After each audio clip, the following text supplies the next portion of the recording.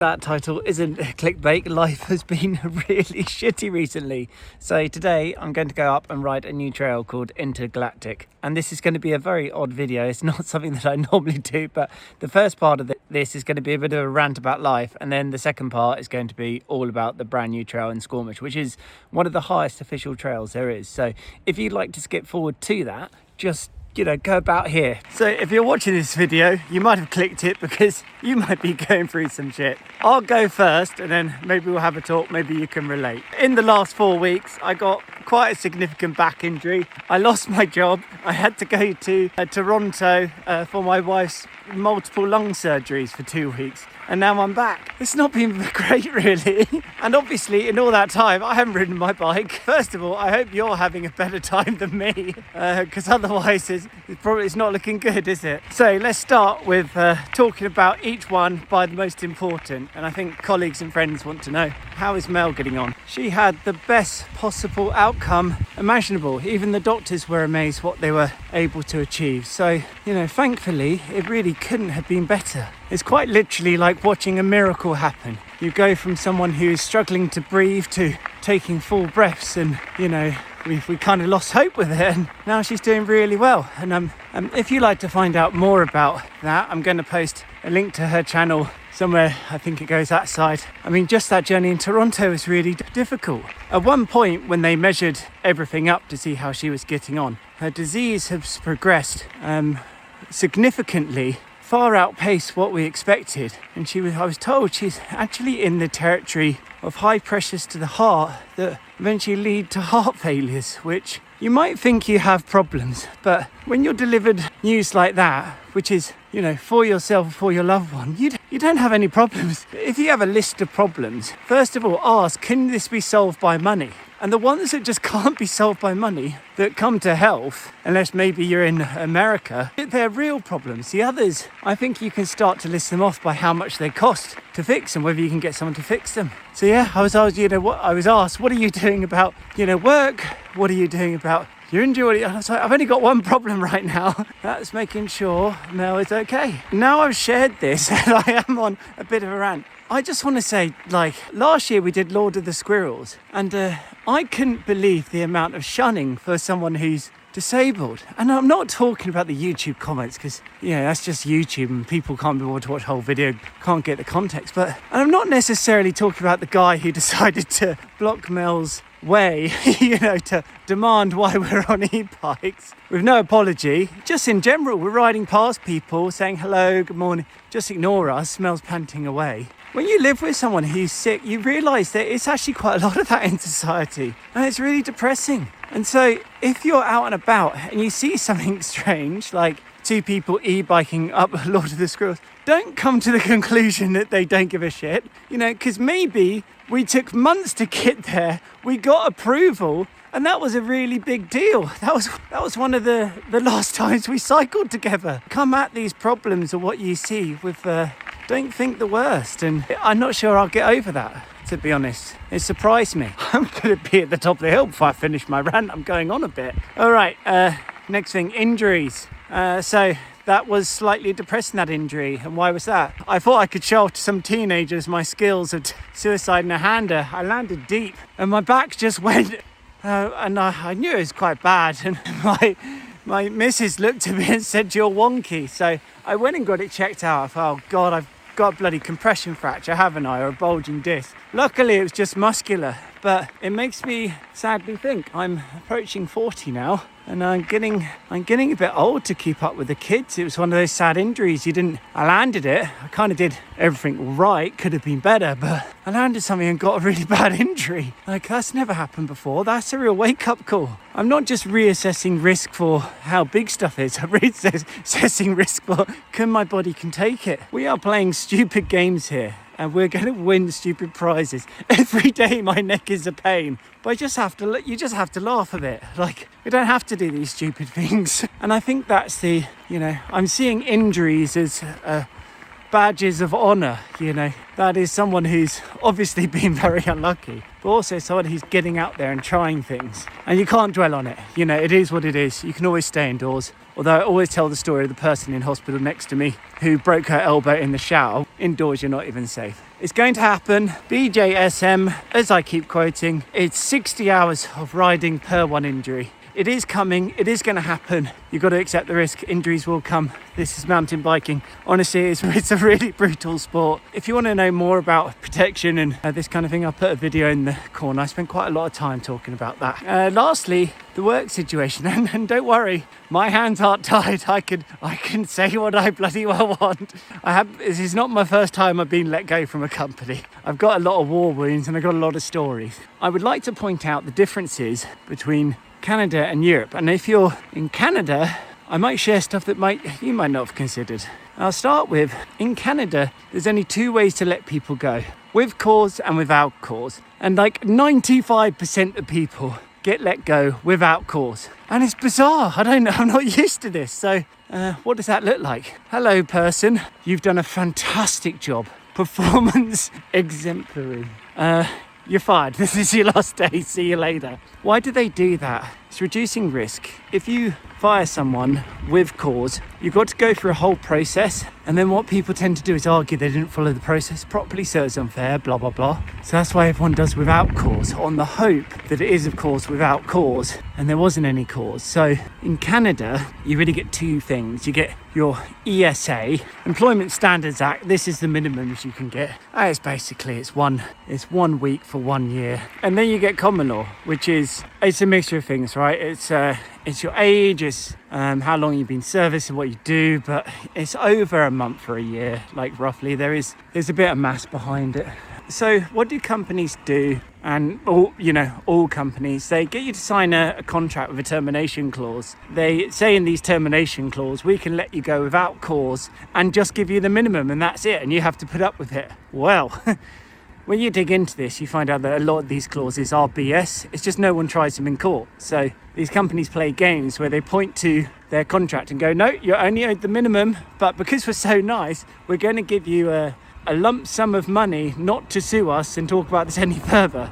Please don't try it in court. So as you can imagine, then the games start, don't they? They know what common law is, so they'll probably go under that and then start negotiating. It's madness. I can't believe this is a thing. This is real nonsense. So what is my advice if you're working in Canada? Take your termination clause, take your contract, put it into AI and figure out if it is standing. Does it hold up? Because frankly, most of them don't. And it takes someone to go and try them in court to see if it really does stand up. And every time there's a court case where they've had similar clauses, all the clauses are denied. Now, I'm not an HR lawyer, so never listen to an idiot like me on the internet. But if you're having difficulties at work, I would highly recommend you spend $300 to $400 and have an hour with a lawyer before shit goes down. So that and show them your contract, document your problems you're having, and then when it comes to it and you get let go without cause, you're ready. So you don't just get the minimums, you'll get, really just what you should get anyway, and not play these silly games. I guess my final rant, and I don't know if people relate to this, but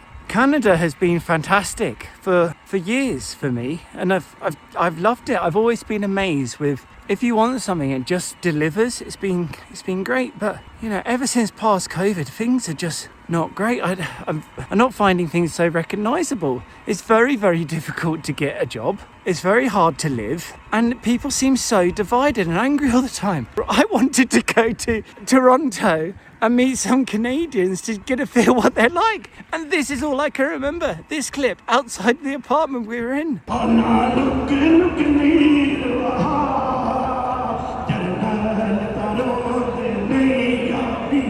If I was doing a march about being British and whatever that means, I'd probably have a sign saying in English or in French what is going on, but there it's odd. It's all in their own language, and you have to dive deep on Google to see what is going on. People don't seem to integrate very well. And then I think some people say, oh, well, guy, just because you lost your job, and you just think Canada's no good now. Well, every Uber taxi I got in had a story. I got in one Uber. A guy had been in Canada for 30 years. He was a Oracle DBA that was, into his migrations with Golden Gate, which, if you know what that means, is he's pretty qualified. He'd been out of work for a year and he was just Ubering. horrendous. These are qualified people. These aren't dummies. These are established people that have been around a while. Yeah, I'm quite worried. I don't want this channel to be about that at all. I wanted to give a life update. This will always be my sort of my fun channel. I'm definitely going to put some more work into it. Back to normal, regular content, at least once a week is what I'm aiming for. What now, Kai? You're just going to live off the government? And maybe because you're a random YouTuber on a Thursday. Look at that, that's the top parking lot. No, just for all those who are working nice and hard to afford to pay for my employment insurance, thank you very much. Because this is lovely and quiet. No, that's not fair. I'm not on EI yet. And have you tried to get a job recently? Okay, on to this new trail. Intergalactic it's called. Okay, this is where it's different. So Meadow of the Grizzlies is just left. And then Galactic is up here. The Goss. I work downhill mountain bike right away. Yeah, I've never been up here. Here we are. I think this is one view of probably many. And just look at that. We're so high up. How on earth did they get the sign on that tree? What's the deal here? Intergalactic, so 3.8 Ks, 550 descent down. Interesting, because Trail Fork says 650, but then I just checked, and actually this mass is right. All right, well, I haven't ridden in a long time. I'm in a very ranty mood. Let's see if this can put me in a better one.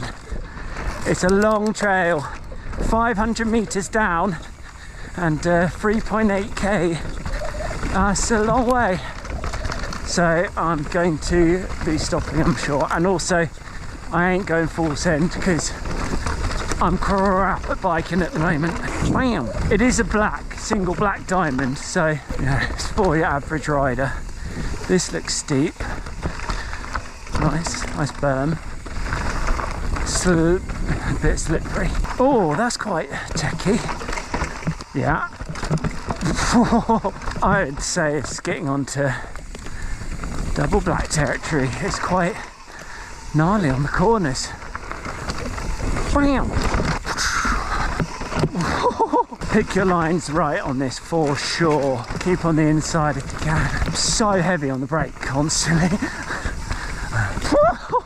Yeah, it's gnarly. It's a gnarly shoot. Should have picked up that rubbish. I can't, I have to do it. I have to do it. Picking it up. Right. You're mine. Oh, I'm gonna have to have a break in a minute. This is what peak male performance doesn't look like. Where's that bench? Please have a bench. I've seen videos of a bench somewhere.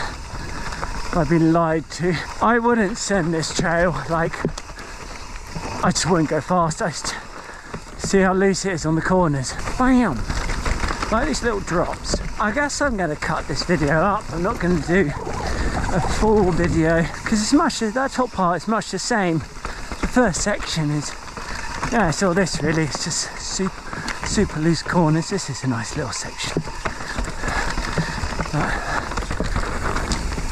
You've got to be good with your brakes, and you got to have a big ass brake disc for this because I'm going to be cooking. Right, that's a little fast bit. Whoosh. Oh, running up. I guess we're going up to that ridge.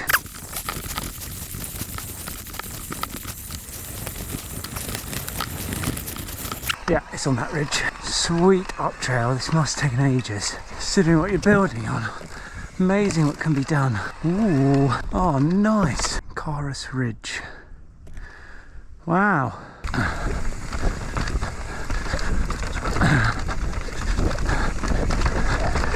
Oh yeah, you can't mess this up.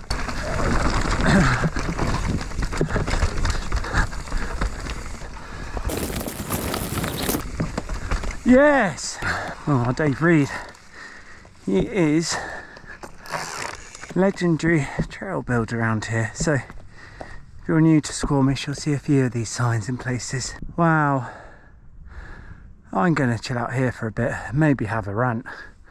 Just look at that. What a view.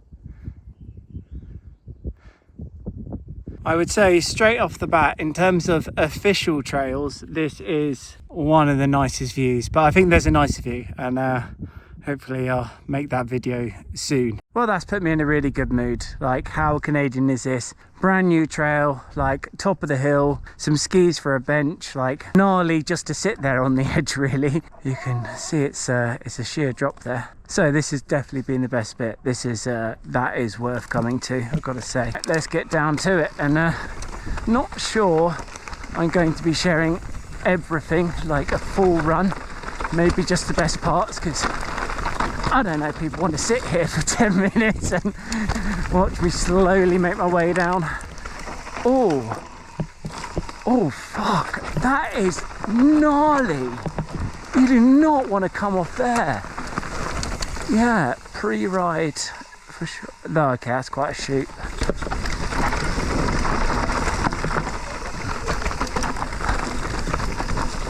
Please be careful going down there. Like, if you're going to do this and you're not, even if you're an experienced rider, just chill. Don't get a bloke mentality of having racing your friend down, especially with corners like that. Nicht good. This second section is quite a bit more fun, I've got to say. That was the Intergalatic. You could probably go up.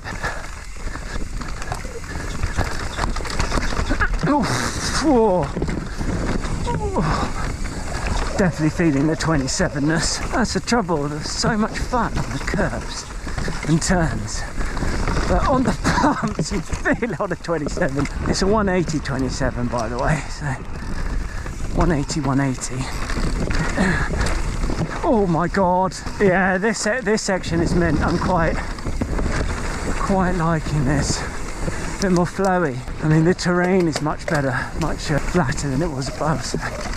Oh, go on to another ridge. It's all about the ridges and these deadly corners. Delicious ridge. What's delicious?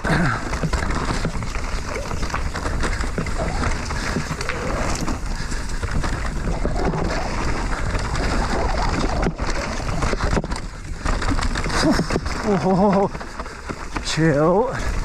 Bam. Oh, I'm going to need a probably bike service after this. Erosion control. Ooh. Okay, steep. It's impressive. It's impressive they built this. Fuck! Oh my god. Oh my god. Yeah. This is double black. If that was loose.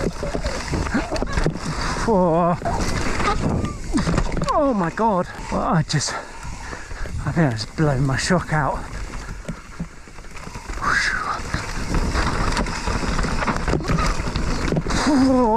Still going. Oh, let's keep the pace up.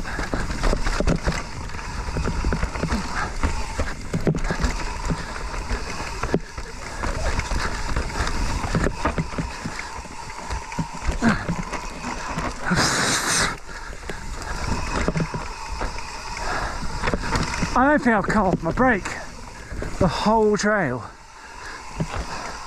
500 meters is just nuts. Oh, there it is, that's the end.